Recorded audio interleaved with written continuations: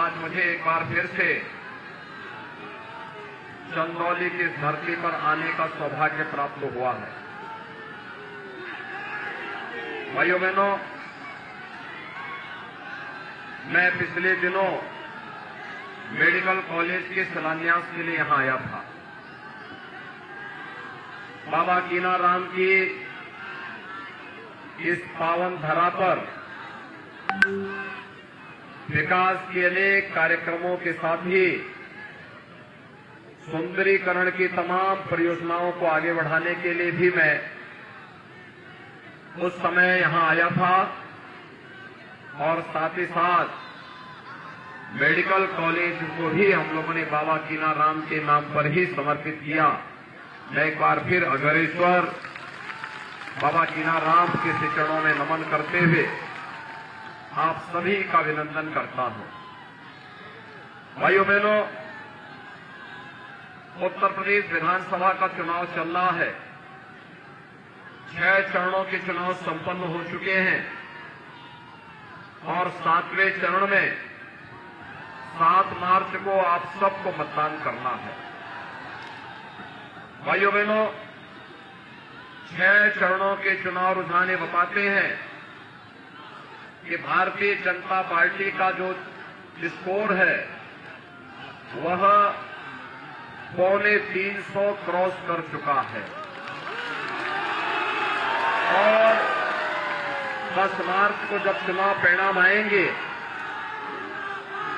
तो भाइयों बहनों 10 मार्च के चुनाव परिणाम के बाद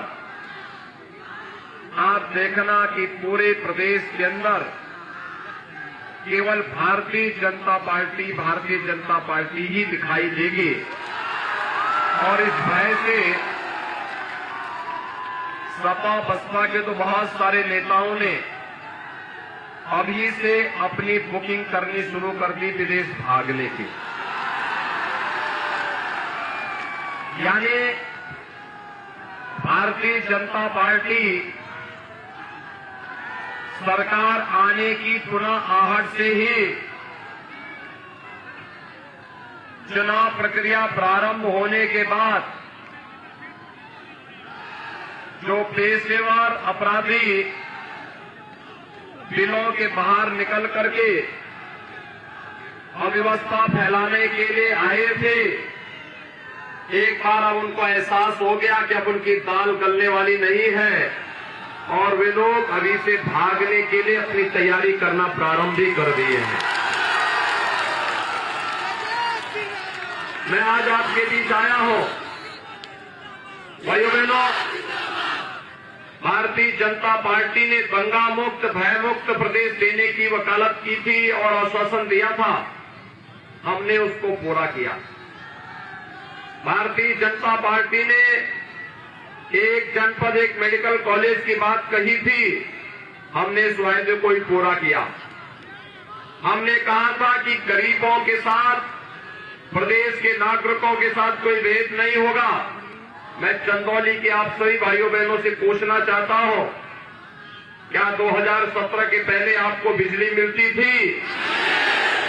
आज तो मिलती होगी ना? आ रही है? दोनों हाथ उठा करके बोलने में कोई संकोच नहीं है। मिल रही है तो बोलिए, नहीं मिल रही तो भी बोलिए। बिजली मिल रही है, संतुष्ट हैं? आज तो बिजली की कोई जाति और मजहब नहीं है ना। देखो, सपा बसपा की सरकार में तो चेहरा देख करके बिजली मिलती थी, मुहर्रम और ईद है तो बिजली आएगी और होली और दीपावली को गायब हो जाएगी, यही होता था ना। आज तो ऐसा नहीं है ना। कोरोना कालखंड में आपने देखा होगा, प्रधानमंत्री मोदी जी के नेतृत्व में फ्री में वैक्सीन, फ्री में टेस्ट, फ्री में उपचार। कितने लोगों ने कोरोना का वैक्सीन ले लिया है? वैक्सीन का पैसा तो नहीं लगा, किसी ने मांगा तो नहीं। भाइयों बहनों, फ्री में वैक्सीन, सबको वैक्सीन। अगर समाजवादी पार्टी की सरकार होती, ये पूरा वैक्सीन बाजार में बिक जाता, किसी भी जरूरतमंद और किसी गरीब को नहीं मिलता। कोरोना काल खंड में आपको फ्री में राशन मिला है कि नहीं मिला है? महीने में 2 बार दाल, तेल, नमक भी है कि नहीं है? और ब्लैक तो नहीं हो जा रहा है? याद करिए, सपा बसपा की सरकार होती, गरीबों को ये राशन भी नहीं मिल पाता। तमाम खाद्यान्न घोटाला उन्हीं के समय होता था।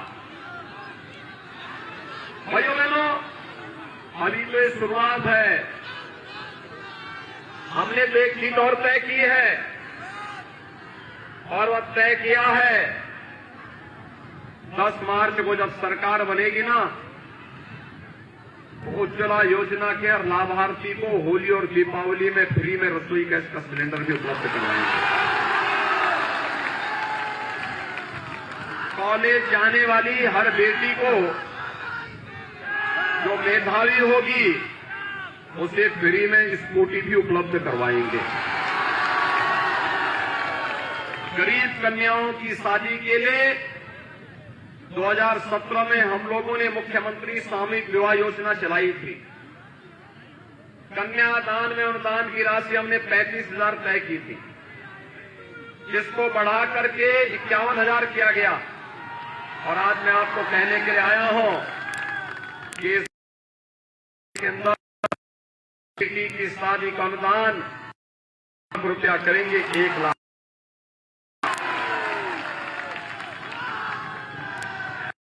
हमने 5 जवानों को सरकारी नौकरी दी, 2 करोड़ नौजवानों को रोजगार के साथ जोड़ा। अगले 5 साल के अंदर हर परिवार के एक सदस्य को रोजगार अथवा स्वतः रोजगार के साथ जोड़ने के लिए भी कार्य कर।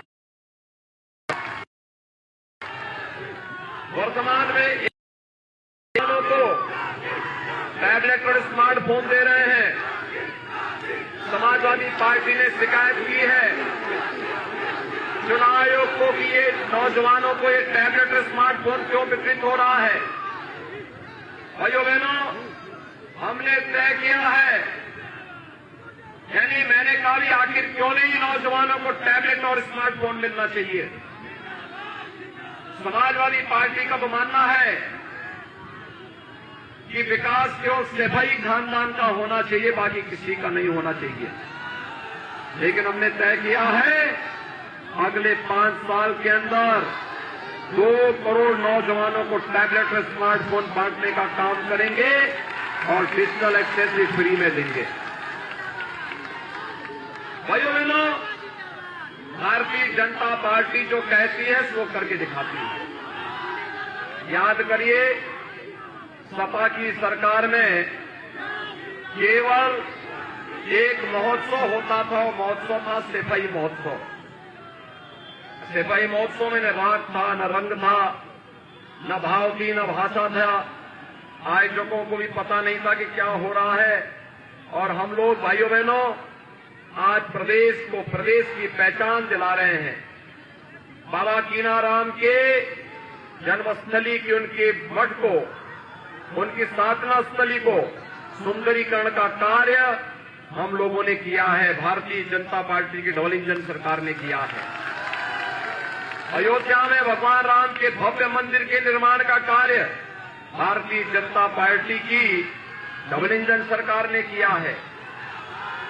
काशी में विश्वनाथ धाम के सुंदरीकरण और निर्माण का काम ये भारतीय जनता पार्टी की डबल इंजन सरकार कर रही है। मथुरा, वृंदावन, बरसाना को सजाने संवारने का काम हमारी डबल इंजन सरकार कर रही है। सदगुरु संत रविदास जी महाराज की पावन जन्मस्थली सीर गोवर्धन के सुंदरीकरण का कार्य ये भारतीय जनता पार्टी की डबल इंजन सरकार कर रही है। महाराज सुहेलदेव का स्मारक ये भारतीय जनता पार्टी की डबल इंजन सरकार बना रही है। और यही नहीं, बाबा साहब भीमराव अम्बेडकर का सांस्कृतिक केंद्र भारतीय जनता पार्टी की डबल इंजन सरकार बना रही है। लालापुर में महर्षि वाल्मीकि के पावन स्थली के सुंदरीकरण का कार्य ये भारतीय जनता पार्टी की डबल इंजन सरकार कर रही है। और भाइयों बहनों, संत तुलसीदास जी के राजापुर का भी सुंदरीकरण का कार्य भारतीय जनता पार्टी की डबल इंजन सरकार कर रही है। हमने भारत को, उत्तर प्रदेश को पहचान दिलाने वाले स्थलों का सुंदरीकरण कार्य कराया है। भाइयों बहनों, कल सायकाल प्रचार कार्य बंद हो जाएगा और प्रचार बंद होने के बाद 7 मार्च को आपको चुनाव करना है। हमने जो कहा वो करके दिखाया है। उत्तर प्रदेश के अंदर एक दमदार सरकार के लिए चंदौली की 4 सीटों पर भारतीय जनता पार्टी का प्रत्याशी जीतना चाहिए, क्योंकि दमदार सरकार होगी तो भाइयों बहनों विकास भी और बुलडोजर भी समान रूप से चलेगा। सहमत है ना? सहमत है? देखो, बुलडोजर की ताकत क्या होती है। मऊ के अंदर यादवों की हत्या करने वाला, दंगा करवा करके यादवों को, खटकों को, हरिजनों को, राजभरों को, व्यापारियों के घरों में आग लगाने वाला माफिया सत्ता के संरक्षण में किस प्रकार से दंगा फसाद मऊ के अंदर करता था, उस समय समाजवादी पार्टी की सरकार की उस माफिया के सामने पूरी तरह रेंगती थी, नतमस्तक थी। आज वही माफिया खुली जीप में तमंचा लहरा करके नहीं, व्हील चेयर में कीड़े की तरह रेंगता हुआ दिखाई देता है।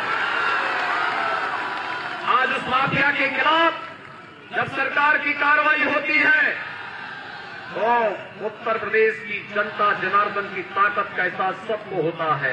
और मैं आपसे ये कहने के लिए आया हूं, दमदार सरकार थी तो उस माफिया को सही सबक सिखाने का काम भी सरकार ने किया है कि तुम दंगाई हो, निर्दोष लोगों की हत्या करते थे, जमीनों पर कब्जा करते थे, गुंडा टैक्स वसूली करते थे, तुम्हारे साथ तो यही व्यवहार होना चाहिए। उसको जेल के अंदर ठूंसने का काम भी डबल इंजन सरकार ने किया है।